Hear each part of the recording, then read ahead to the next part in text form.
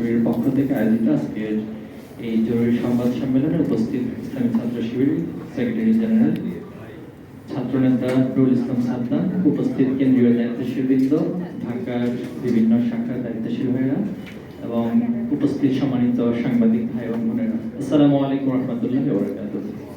আমি আশা করছি সবাই ভালো আছেন, সুস্থ আছেন। আল্লাহর কাছে শুকরিয়া আদায় করছি। সম্মানিত সাংবাদিক বৃন্দ, আপনারা জানেন যে বাংলাদেশ এক কঠিন সংবেদনশীল সময় অতিক্রম করছে।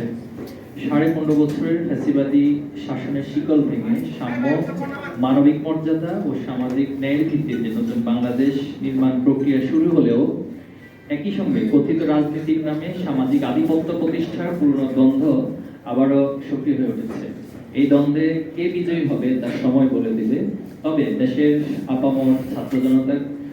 আপামর ছাত্র সমাজকে সঙ্গে নিয়ে ইসলামী মূল্যবোধ ও জুলাই বিপ্লবের আদর্শ বাস্তবায়নে বাংলাদেশ ইসলামী ছাত্র শিবির অঙ্গীকারবদ্ধ। স্বাধীনতার পর দীর্ঘ সময় পেরিয়ে গেলেও বাংলাদেশের মানুষ এখনো জুলুম নির্যাতনের শৃঙ্খল থেকে সম্পূর্ণ মুক্ত হতে পারেনি। এই কারণে এই মাটিতে বারবার আন্দোলন ও বিপ্লবের স্ফোরণ ঘটেছে। হাজারো তরুণ প্রাণ দিয়েছে একটি বৈষম্যহীন নতুন বাংলাদেশ গড়ার স্বপ্নে। তাদের সেই স্বপ্ন ও সংগ্রামের ধারাবাহিকতায় জুলাই বিপ্লবের মাধ্যমে দেশের রাজনৈতিক ইতিহাসে নতুন জাগরণের অধ্যায় সূচিত হয়েছে। এই বিপ্লবী 15.5 বছরের গড়ে ওঠা ফ্যাসিবাদী কাঠামোর পতন ঘটিয়ে নতুন বাংলাদেশের ভিত্তি স্থাপন করেছে। এই প্রক্রিয়ার প্রথম ধাপ হিসেবে ছাত্র রাজনীতির সংস্কার শুরু হয়েছে। ঢাকা বিশ্ববিদ্যালয়, জাহাঙ্গীরনগর বিশ্ববিদ্যালয়, চট্টগ্রাম বিশ্ববিদ্যালয় ও রাজশাহী বিশ্ববিদ্যালয়ের সফলভাবে ছাত্র সংসদ নির্বাচন সম্পন্ন হয়েছে, যার মাধ্যমে শিক্ষার্থীরা তাদের জন্য সৎ, যোগ্য, দক্ষ, আদর্শ ও দেশপ্রেমিক নেতৃত্ব নির্বাচন করতে পেরেছে। আলহামদুলিল্লাহ। অন্যান্য বিশ্ববিদ্যালয় ছাত্র সংসদ নির্বাচন প্রক্রিয়া চলছে। আমরা আশা করি প্রশাসন ধারাবাহিকভাবে বিশ্ববিদ্যালয়, মেডিকেল ও অন্যান্য প্রতিষ্ঠানে নির্বাচনের আয়োজনে কার্যকর পদক্ষেপ গ্রহণ করবে।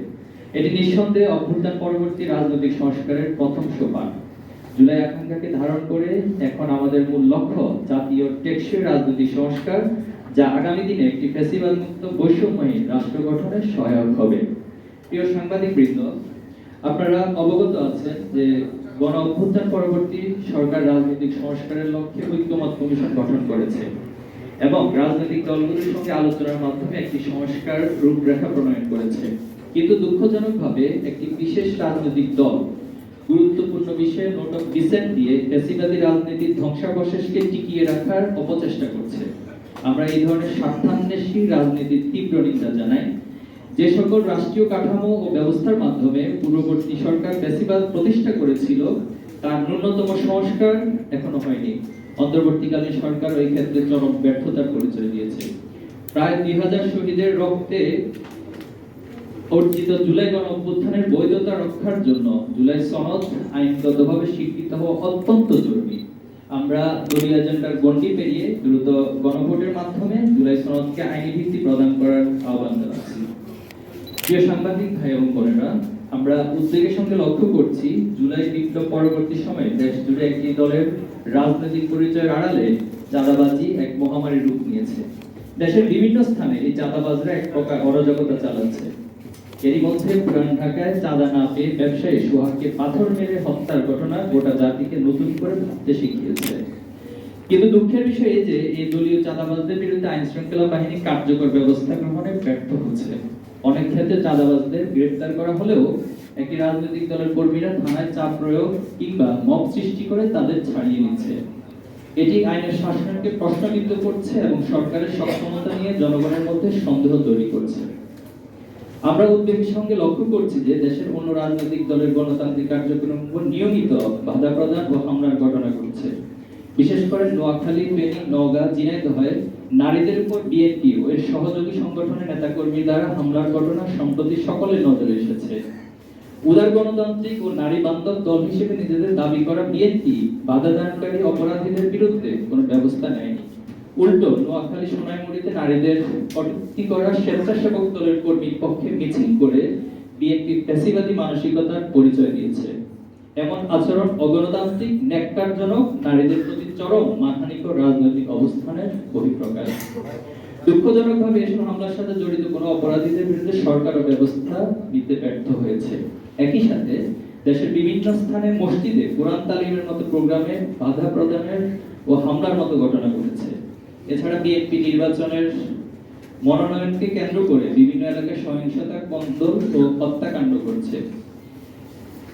এমন পরিস্থিতিতে আসন্ন জাতীয় সংসদ নির্বাচনের জন্য হুমকি স্বরূপ আমরা এই সকল ঘটনা তীব্র উদ্বেগ প্রকাশ করছি। সেই সাথে আমরা দেশের শান্তি স্থিতিশীলতা বজায় রাখতে সকল সন্ত্রাসী, চাঁদাবাজ, সকল রাজনৈতিক দুর্বৃত্তদের বিরুদ্ধে কঠোর ব্যবস্থা নেওয়ার আহ্বান জানাচ্ছি। প্রিয় সাংবাদিক বন্ধুগণ, ফ্যাসিবাদী আওয়ামী লীগের আমলে আমরা গণমাধ্যমের একপাক্ষিক অবস্থান দেখেছি। অনেক গণমাধ্যম নিরপেক্ষতা হারিয়ে শেখ হাসিনার আজ্ঞাবহ প্রচার যন্ত্রে পরিণত হয়েছিল। জুলাই বিপ্লব পরবর্তী আমাদের প্রত্যাশা ছিল সকল গণমাধ্যম স্বাধীন আচরণ করে জনগণের আকাঙ্ক্ষার প্রতিফলন ঘটাবে, কিন্তু দুঃখজনকভাবে গণমাধ্যমের এক পেশি আচরণ এখনো যায়নি। কিছু কিছু গণমাধ্যম নিরপেক্ষতার পরিচয় দিতে ব্যর্থ হচ্ছে। বিশেষ করে জুলাই পরবর্তী একটি বিশেষ রাজনৈতিক দলের কর্তা ব্যক্তিরা বিভিন্ন টিভি ও মিডিয়া হাউস দখল করে নিজেদের মন মর্জি মতো সংবাদ পরিবেশন করছেন। তার ব্যত্যয় ঘটলে সাংবাদিক ছাঁটাইয়ের ঘটনাও ঘটছে। সম্প্রতি জাহাঙ্গীরনগর বিশ্ববিদ্যালয়ের ছাত্র শিবিরকে জড়িয়ে মিথ্যা সংবাদ প্রকাশ করে কিছু গণমাধ্যম। সেটার সত্যতা তুলে ধরে ছাত্র শিবির প্রেস বিজ্ঞপ্তি দেয় এবং সেই প্রেস বিজ্ঞপ্তি প্রকাশ করে নিউজ করার কারণে একটি বেসরকারি টেলিভিশন চ্যানেল দুজন সাংবাদিককে ছাঁটাইয়ের মতো ঘটনা ঘটেছে। এমন আচরণ ফ্যাসিবাদী মানসিকতার বহিঃপ্রকাশ।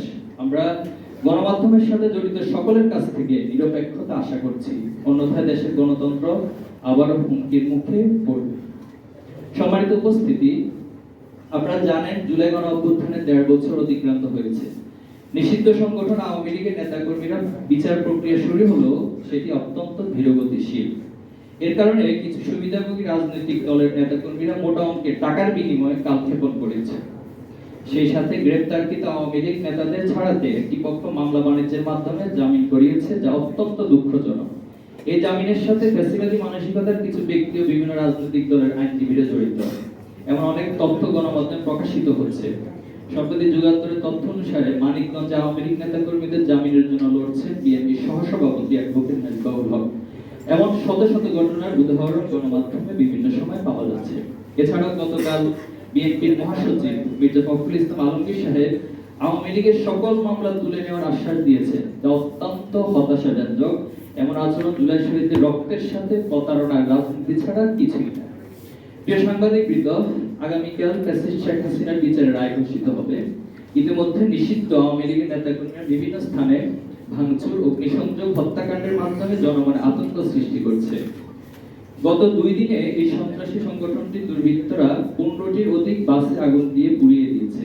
তাদের আগুন সন্ত্রাসী শিকার হয়ে ময়মনসিংহে ঘুমন্ত অবস্থায় একজন বাস চালক নিহত হয়েছে। আমরা মনে করি সরকার, আইন শৃঙ্খলা বাহিনীর উদাসীনতা এর জন্য দায়ী। আমরা সরকারকে এই অগ্নি সন্ত্রাসীদেরকে অবিলম্বে আইনের আওতায় এনে বিচারের মুখোমুখি করার আহ্বান জানাচ্ছি। সেই সাথে জুলাই গণহত্যা ও সকল গুম, খুন, নির্যাতন, মানবাধিকার লঙ্ঘনের সাথে জড়িত সকল ব্যক্তি, গোষ্ঠী, প্রতিষ্ঠান ও সংগঠনকে বিচারের আওতায় আনার জোরালো দাবি জানাচ্ছি। যারা এই ফ্যাসিবাদী শাসনকে বৈধতা দিতে ভূমিকা রেখেছিল তাদের বিরুদ্ধে আইনি ব্যবস্থা গ্রহণ করার দাবি জানাচ্ছি। আগামীকাল 13 নভেম্বর আন্তর্জাতিক ট্রাইব্যুনালে খুনি হাসিনার বিচারের রায় ঘোষণা করবে। এই প্রেক্ষিতে নিষিদ্ধ আওয়ামী লীগের কিছু নেতাকর্মী ঢাকায় লকডাউন নামে কর্মসূচি দিয়েছে। আমরা তাদের স্পষ্ট জানিয়ে দিতে চাই, নতুন বাংলাদেশে ফ্যাসিবাদ ও অরাজকতার কোনো স্থান নেই। দেশের শান্তি শৃঙ্খলা বিনষ্টের যে কোনো প্রচেষ্টা ছাত্র সমাজ ও জনগণ প্রতিহত করবে।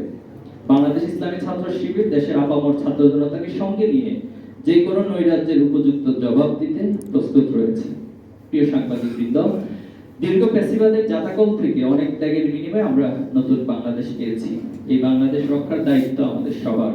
প্রতিহিংসা, হীনমন্যতা ও পরস্পর কাদা ছড়াছড়ি রাজনীতি আরো ফ্যাসিবাদী কাঠামো ফিরিয়ে আনতে পারে।